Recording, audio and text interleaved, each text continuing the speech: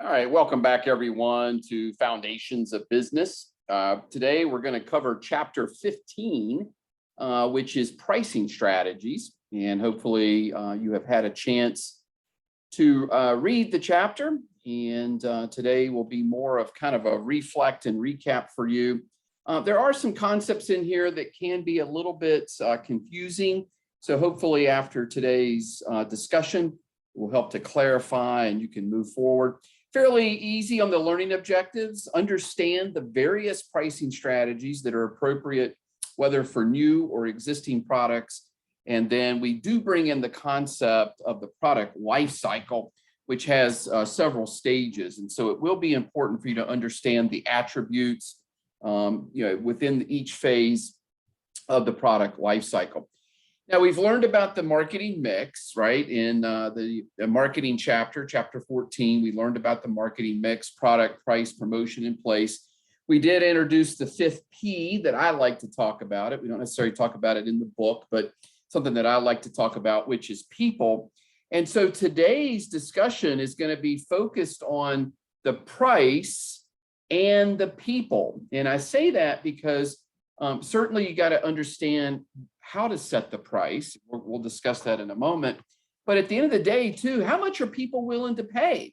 That can be a part of it, or what is the feedback from people within the marketplace? What are they saying about us when it specifically comes to the price itself? We have to understand that. Pricing has a couple of different areas of focus. One is differentiation. From an industry perspective, this can be very valuable when negotiating for long-term agreements, looking at the benefits, the value proposition, the competitive advantage. Pricing plays an important part of the differentiation strategy. Also, there is an overall cost leadership opportunity for either manufacturers or service providers. Gives an opportunity for organizations to look at their cost structure, because anytime you can take cost out of the product or the service, it gives us another opportunity to make higher profit margin.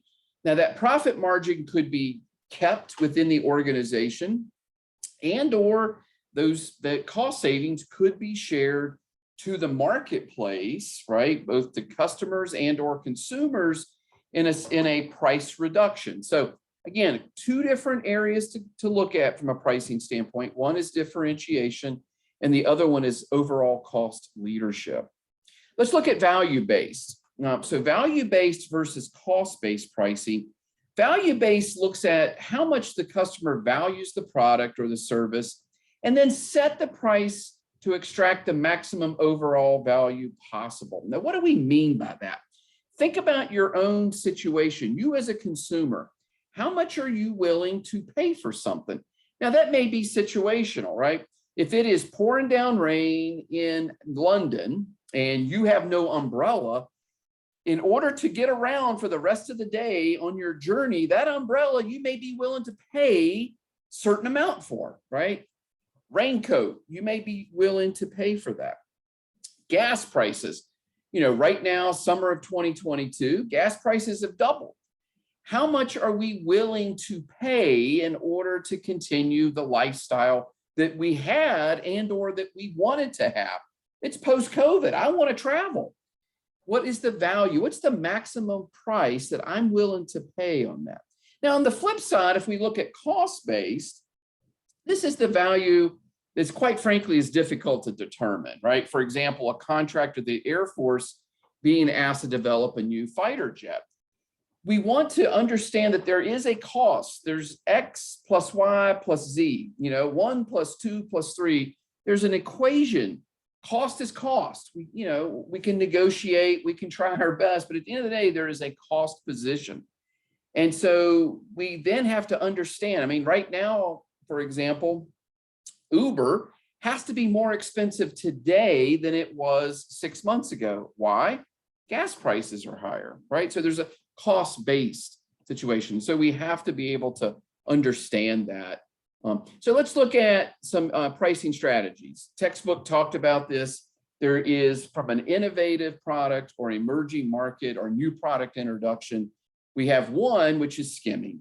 And skimming gives us the highest price. This is customers that are keenly interested, they're willing to pay, they're excited. These are the folks that maybe sleep outside for a week outside the Apple store to get the next best technology product that's there. There's early profits for the manufacturer or the seller. Certainly entices those who wouldn't pay an initial higher price. As competition enters, prices then can be lowered. Now, on the flip side of that is we have penetration pricing. Now, penetration pricing is there's an initial low price, and the goal here is to, number one, discourage competition, and number two, gain as much share of the market as possible. I always refer to this as buying market share. And the goal here too is to discourage competition, right? Because as the dominant market share is there, people, competition may see that as, wow, there's not much profit margin availability. This could be difficult for us to enter, especially if they're latent to the game, could certainly push up push up prices later for a greater profit. That is certainly there. Some other pricing strategies, cost-based. We just talked a little bit about this. There's the cost, to make it or produce it, which is variable plus fixed.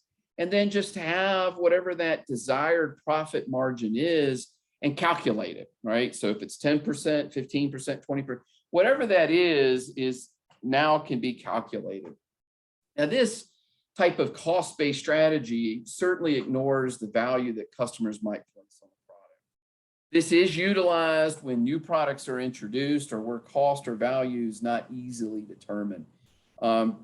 Right now in the housing industry, brand new housing, there's a lot of uncertainty and ambiguity based on all the macro environments that are going on in business right now. So lumber prices are high, supply chain difficulties, trying to get appliances or fixtures for the kitchen or bathroom and all these different things. And so this is where really, from a cost standpoint, there has to be an understanding, for example, in the contract that as prices go up, for different things, as cost rises, the price could change based on that. Has to be a lot of transparency within that cost-based scenario. Some other alternative pricing strategies, demand-based. So this is where customers are willing to pay, whatever that is. If a sports team wins the national championship, certainly the fans of that school could pay anything, right? $50 to $200 for that national championship jersey or that national championship sweatshirt. It's what customers are willing to pay. Dynamic pricing used a lot in the hospitality industry, certainly, both on the hotel side and on the travel transportation side. I think the textbook does a nice job at outlining what that looks like. It really gets down to the reservation date is there. If there's still availability, then prices can drop. But certainly it's a little bit of demand, right? People are willing to pay. It's graduation, it's football weekend, whatever that looks like.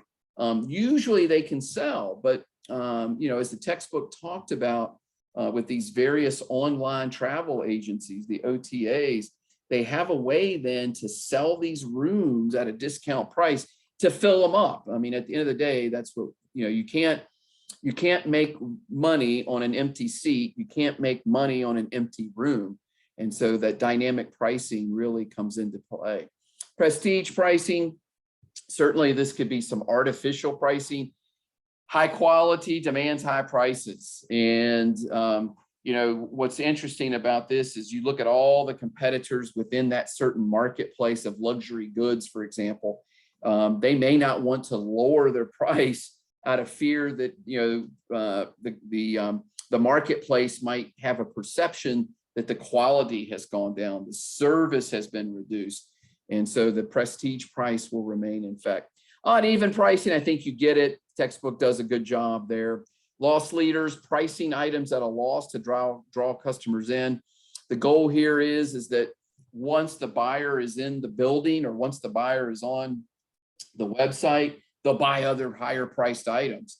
As a matter of fact, there could be some psychology in this to lure people in with loss leaders and then actually make up significant dollars, top line revenue and profitability from other products that are purchased. Bundling, really a good opportunity to kind of bring multiple products together, sell additional products that probably would not be sold as standalone. The insurance industry is using this. You can turn on the television now, and there are at least 4 or 5 major insurance companies out there that are selling everything. And you talk about it, they're bundling life, they're bundling auto, they're bundling motorcycle, they're bundling health, et cetera, et cetera, et cetera. I know for me, as a matter of fact, I'm a State Farm insurance customer. And so I have my auto, I have my rental, I had my sons, my 2 sons' rentals as well. Car, multiple year. And, I save probably 35% by having everything bundled, right? Including even a life insurance policy. Very, very important. Pricing as far as markup, this is definitely an area that you should understand. We'll get into some other examples of markup over the next few days, but certainly understand it's just simple math. And so we can represent markup in dollars, or we can represent markup in percentage. You do need to know how to calculate it. And it certainly shows you the step-by-step. So a manufacturer to a retailer to a consumer, very important to understand what that looks like. Now, how does high-level strategy influence pricing? So, this kind of goes back again, remember strategy. And we talked about a strategic plan back in chapter 8. And strategy is about achieving, remember, that sustainable competitive advantage. What makes the organization different from others in the marketplace? Sometimes it's intellectual property. Sometimes it's the service. It's the customer experience. Sometimes it can be price. And so it goes back to that very first slide. It could be 2 ways to get to that competitive advantage. Could be differentiation or low cost. And so it's important to understand. Now, sometimes students will say, can it be both? And I would argue, yes, it can. It makes it a little bit more complicated, but it can be done. My last company, we actually did that. We were not the lowest price in the marketplace. We didn't want to be the lowest price in the marketplace. But I can tell you this, we know from competitive data, we know from competitive research that we were the low cost in the marketplace. And so what did that mean? It gave us a chance to actually invest back into the organization.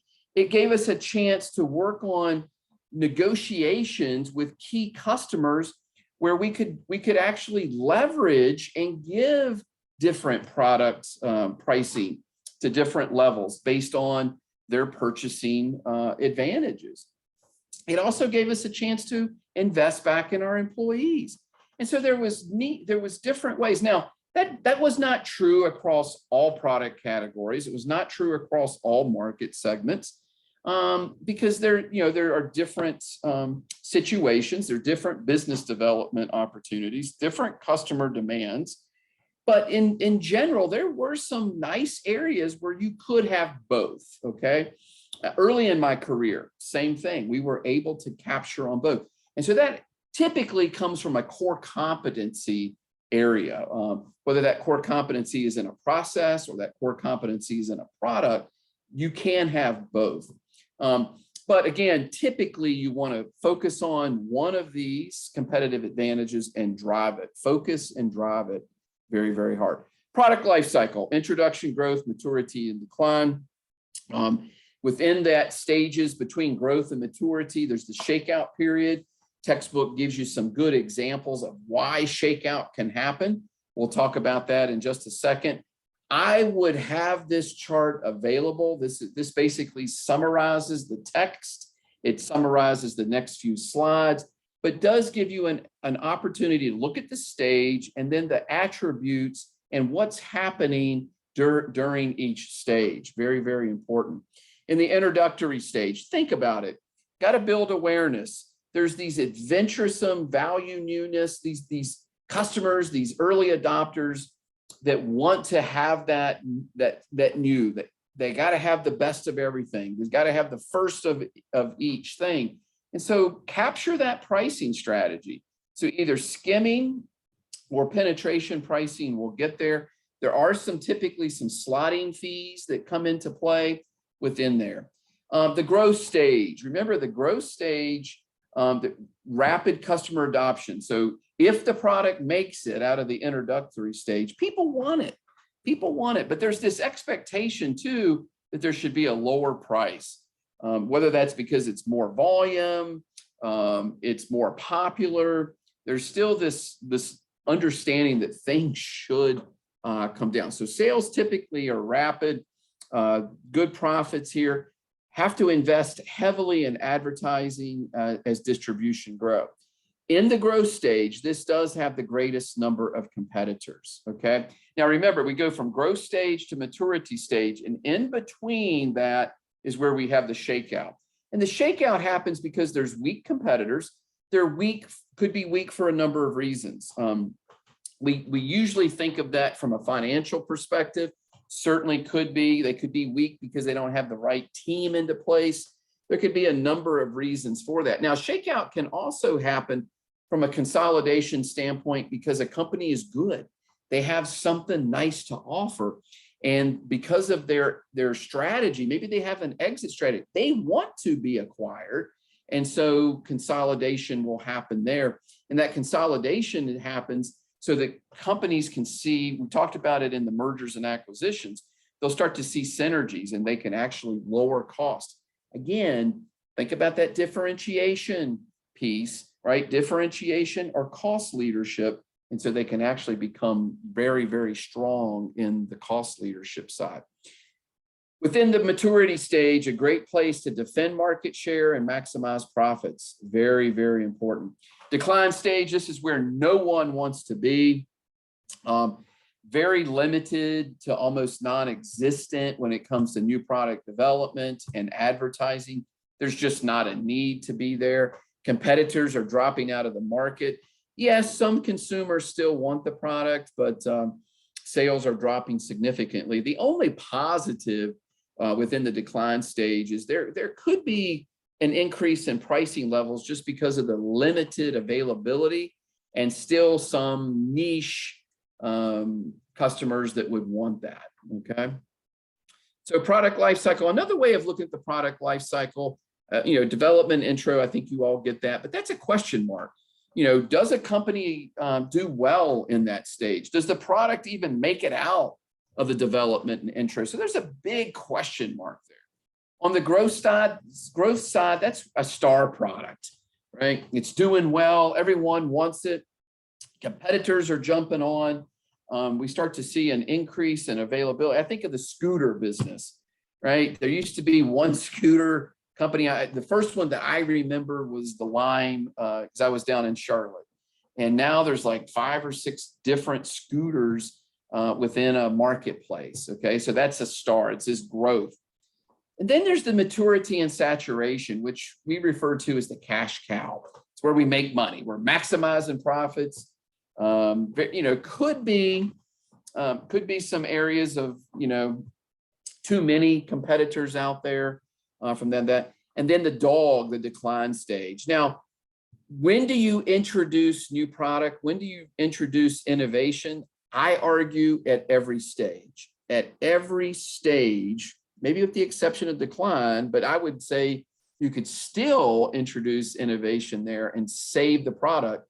The SUVs example in the textbook, I think, is a great example there, sharing that particular journey. So innovation and entrepreneurship should happen at every stage of the product life cycle.